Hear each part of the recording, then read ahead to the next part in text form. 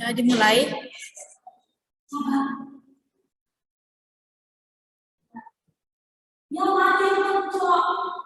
Hah? Maksudnya? Robert?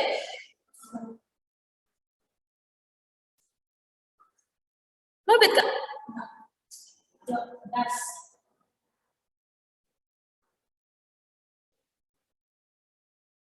Jadi direkam belum sih?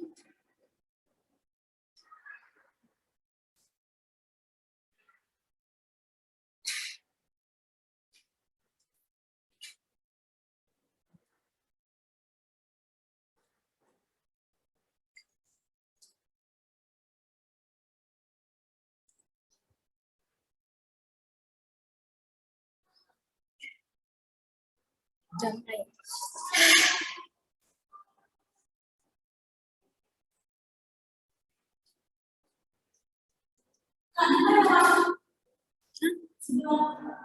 Kenapa?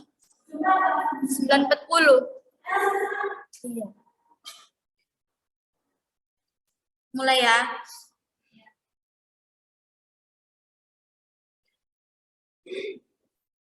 Selamat siang, kami ucapkan kepada Bapak dosen pengampu mata kuliah Manajemen Pengendalian Usaha, yaitu Bapak Khalil Bukolik. Dan selamat siang juga kami ucapkan untuk teman-teman kami. Kami di sini akan mempresentasikan hasil dari tugas kelompok kami yang berjudul Mengukur dan Mengendalikan Aktiva yang Dikelola. Dan kelompok kami ini terdiri dari saya sendiri, Mei Rasmauli Simarmata, dan teman saya, Deborah. Di presentasi kali ini akan membahas yang pertama, yaitu mengenai struktur analisis, kemudian mengukur aktiva yang digunakan, properti pabrik dan peralatan atau aktiva tetap, aset-aset yang disalahgunakan, aktiva yang menganggur, aktiva tidak berwujud, kewajiban tidak lancar, beban modal, survei-survei praktik, Eva vs. Roy, pertimbangan tambahan dalam mengevaluasi manajer, mengevaluasi kinerja ekonomi suatu entitas. Baik, untuk slide yang pertama akan dibacakan oleh teman saya, Deborah. Saya persilahkan waktu dan tempatnya. Struktur analisis.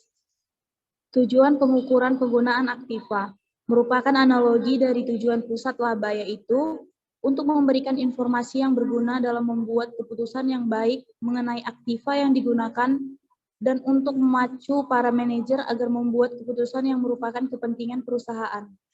Yang kedua, untuk mengukur kinerja unit usaha sebagai suatu entitas ekonomi.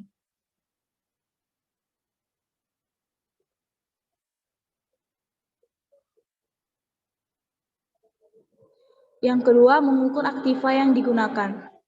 Kas. Hampir semua perusahaan mengendalikan kas secara terpusat karena pengendalian pusat memungkinkan penggunaan saldo kas yang lebih kecil daripada jika setiap unit usaha memegang saldo kas yang dibutuhkannya untuk menyeimbangkan perbedaan antara kas masuk dan arus kas keluar. Piutang. Manajer unit usaha dapat mempengaruhi tingkat piutang secara tidak langsung melalui kemampuan mereka untuk menghasilkan penjualan dan secara langsung melalui penetapan persyaratan kredit dan persetujuan atas kredit individual dan batas kredit, serta melalui wewenang mereka dalam menagih kredit yang jatuh tempo. Piutang diukur dengan nilai bersih yang dapat direalisasikan, yaitu nominal piutang dikurangi dengan penyisihan kekurangan piutang tidak tertagih.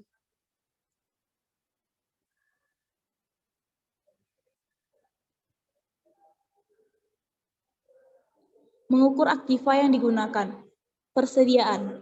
Persediaan biasanya diperlukan sama seperti piutang, yaitu dicatat pada jumlah akhir periode, meskipun rata-rata antar periode lebih baik secara konsep. Metode yang dapat digunakan adalah FIFO, ARFAC, dan LIFO costing. Modal kerja secara umum. Perlakuan modal kerja sangatlah bervariasi.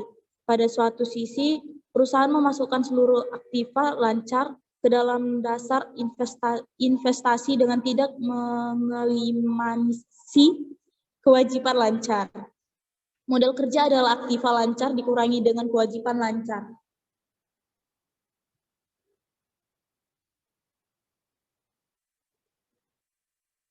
Properti, pabrik, dan peralatan atau aktiva tetap. Hampir semua perusahaan menggunakan pendekatan yang sama dalam mengukur profitabilitas atas dasar aktiva dari unit usaha. Hal ini menyebabkan permasalahan serius dalam menggunakan sistem tersebut. Akuisisi peralatan baru.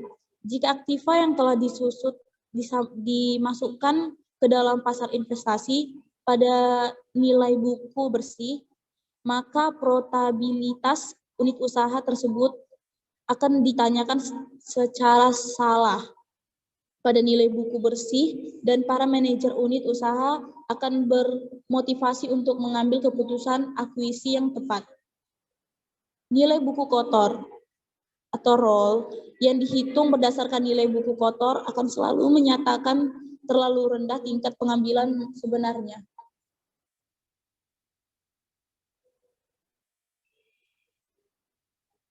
Properti, pabrik, dan peralatan atau aktiva tetap. Disposisi aktiva.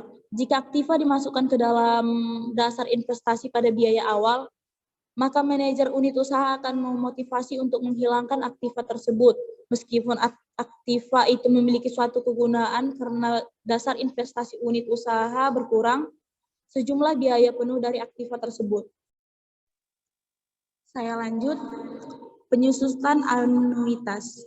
Jika penyusutan ditentukan oleh metode anuitas dan bukan oleh metode garis lurus, maka perhitungan profitabilitas unit usaha akan menunjukkan Eva dan Roy yang tepat. Hal ini disebabkan karena metode penyusutan anuitas sesungguhnya mengaitkan pengembalian investasi dan implisit dalam perhitungan nilai sekarang. Metode penilaian yang lain.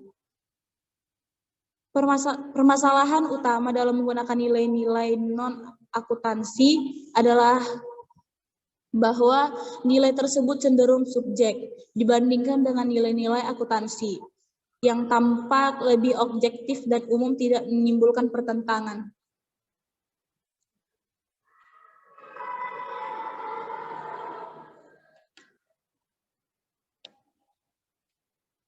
Aset-aset yang disewa guna usahakan. Banyak perjanjian sewa guna usaha merupakan usaha perjanjian pendanaan, yaitu perjanjian tersebut memberikan secara alternatif untuk menggunakan aktiva yang seharusnya didapat dari pendanaan dengan utang dan modal. Sewa guna finansial, yaitu sewa guna usaha jangka panjang yang sementara dengan nilai sekarang dari arus beban sewa adalah sama dengan utang, dilapor juga dalam neraca.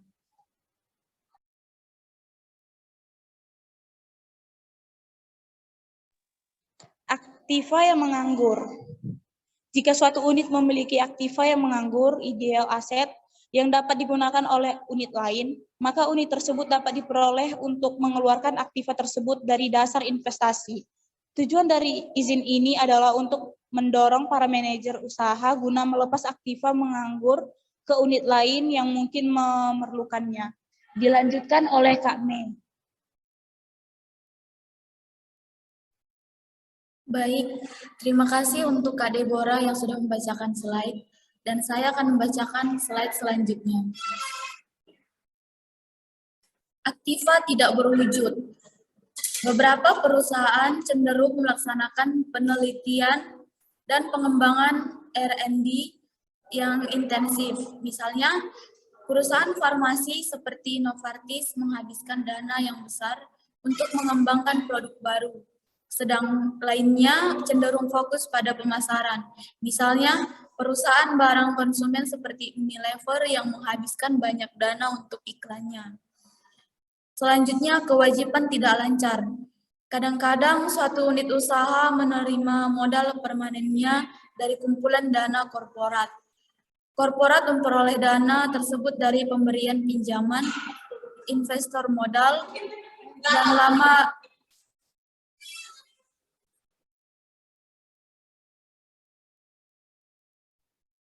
laba ditahan.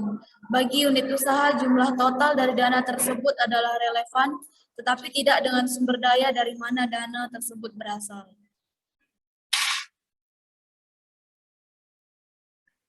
Selanjutnya, beban modal.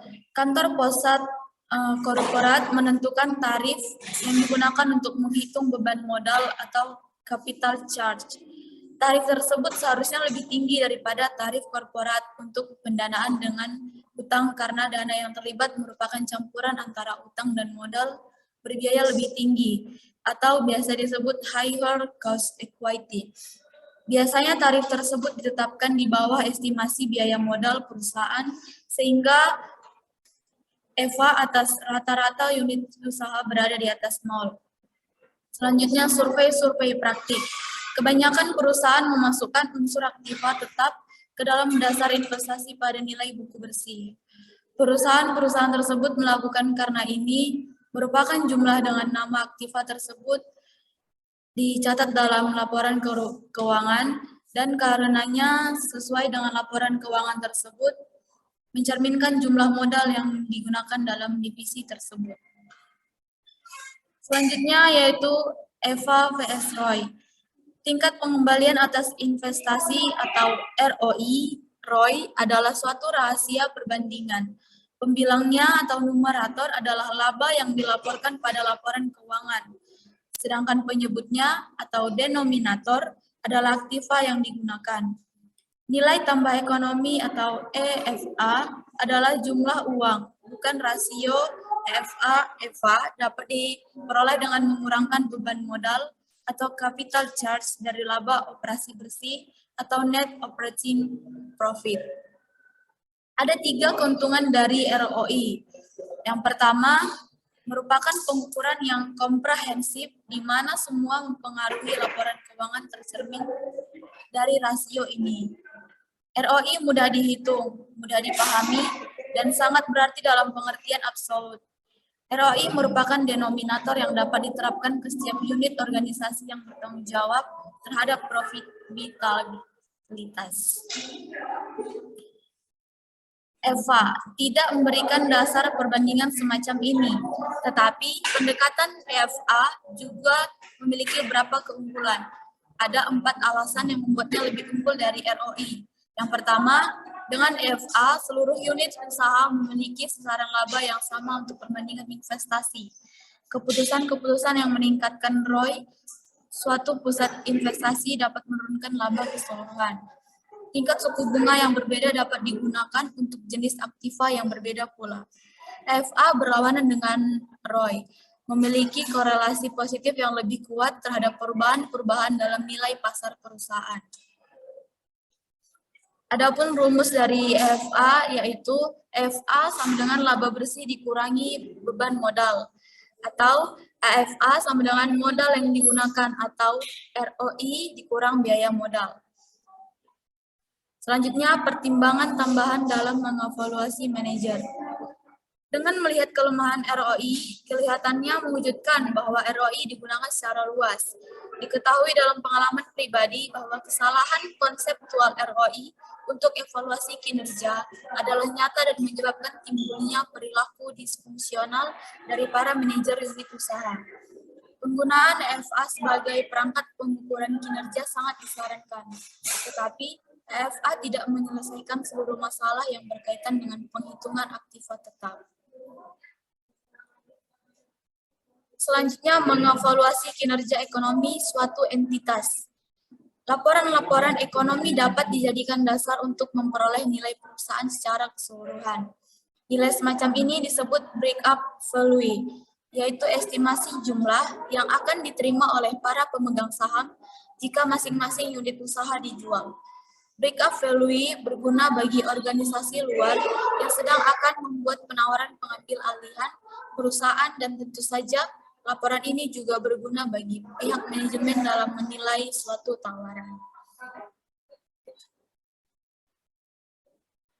Demikian presentase dari kelompok kami. Apabila ada kesalahan kata ataupun kalimat yang kurang dimengerti, kami mohon maaf.